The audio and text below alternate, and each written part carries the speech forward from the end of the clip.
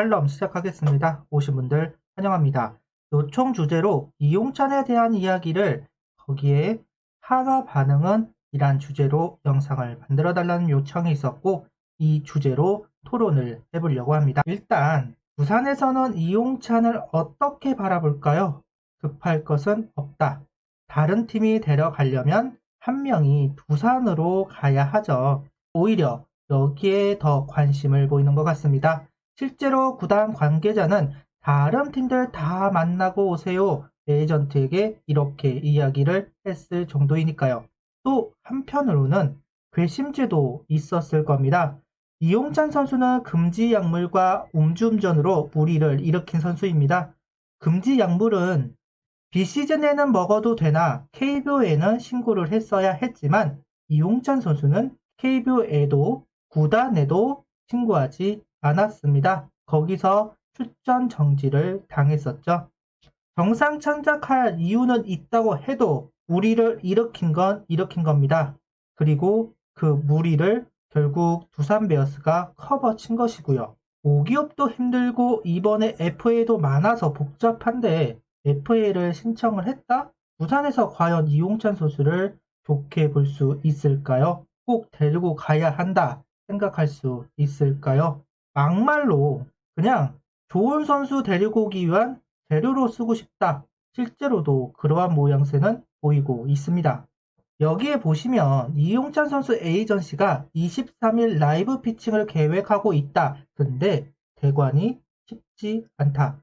독립구단도 알아보고 있지만 어렵다. 이걸 보면서 부산이 이용찬과 계약을 할 생각이 있다면 배려를 했을 겁니다. 근데 일절 도움을 주고 있지 않다는 것. 거기다가 부산의 반응이 라이브 피칭은 볼 필요가 없다. 실전 피칭을 확인하겠다. 이게 관심이 있다면 라이브 피칭부터 차근차근 확인했을 겁니다. 한화가 킹엄 선수를 7점 피칭을 보고 계약을 한 게 아닙니다. 라이브 피칭을 보고 계약을 했죠. 그래서 우리가 우려를 했던 것이고요. 용병을 뽑을 때도 라이브 피칭부터 보는데 관심이 없다? 부산은 이용찬 선수에게 마음이 떠났다고 볼 수 있습니다. 그리고 의미심장한 말을 합니다. 사이엔드 트레이드는 생각하고 있지 않는다. 주전 포수 박세혁의 빈자리를 채워야 한다. 이용찬을 보내면서 백업 포수를 받을 수는 없지 않겠느냐. 이거를 집어 말하자면 주전 포수 내놔. 그럼 이용찬 줄게. 이게 되겠죠. 지금까지 이용찬 선수에게 관심을 보인 팀은 기아와 롯데입니다. 기아로 간다면 선발로서 뛸 것이고 롯데로 간다면 불펜으로 뛰겠죠. 그럼 포수진은 어떨까요? 기아는 김민식, 한승태, 백용환, 롯데는 김준태, 강태율, 지성준. 근데 두산에서 선을 그어버렸습니다. 주전 포수. 최소한 두산의 백업인 장승현과 최용준보다 나은 포수여야 한다라는 것이죠. 박세혁 선수를 대신할 수 있고 박세혁 선수가 복귀를 했을 때 호흡을 맞출 수도 있는 주전 포수급 선수가 아니면 이용찬을 보내지 않겠다. 자, 여기까지 이야기했다면 한화 팬분들은 한 명이 생각이 나실 겁니다. 바로 이해창 선수이죠. 이해창 선수는 주전 포수로 1년을 운영을 할 수 있는 포수이면서 박세혁 선수가 돌아오면 백업을 수행할 수 있는 포수입니다. 딱 두산의 니즈에 맞는 선수이지 않을까요? 저는 분명 하나 구단도 주파나를 굴리고 있을 거라 봅니다. 왜? 장시현 선수가 불안하니까요. 불펜이 위태로우니까요. 이용찬 선수가 건강만 하다면 도움이 되겠죠.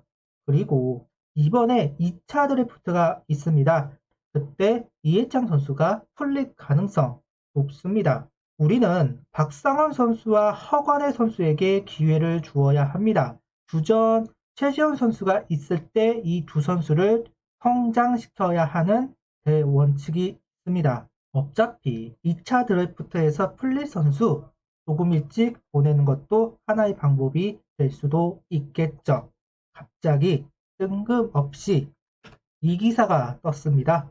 정인욱 히든카드다. 140kg 중반대까지 구속이 올라왔다.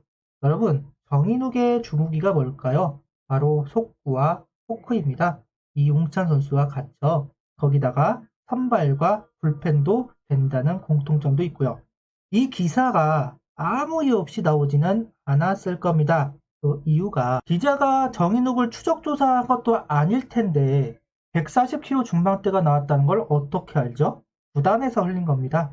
구단에서 요청한 기사라는 것이죠. 즉 하나는 정인욱이라는 복권을 긁어보기 전에는 이용찬에게 관심이 없다. 이렇게 돌려서 이야기를 한 것으로 보입니다. 왜? 혹시나 변수가 생길 수도 있으니까요. 장시환 선수가 회복이 더디입니다. 그리고 지금 있는 선발 투수들이 부상을 당할 수도 있죠. 거기에 정인욱 선수와 무조건 성공한다는 보장은 없습니다.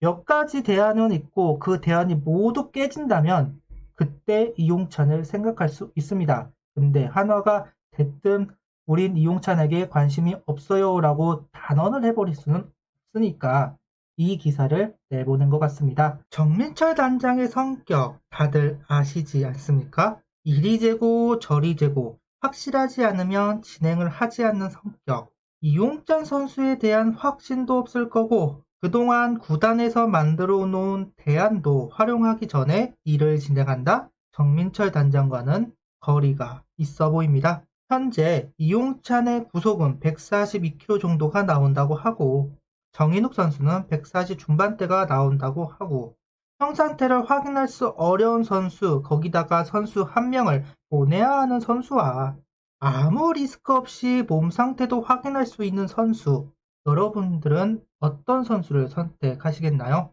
저라도 후자를 선택할 것 같습니다. 여러분들의 생각은 어떠신가요? 구독, 좋아요, 알림 설정 부탁드리며 영상을 봐주셔서 감사합니다.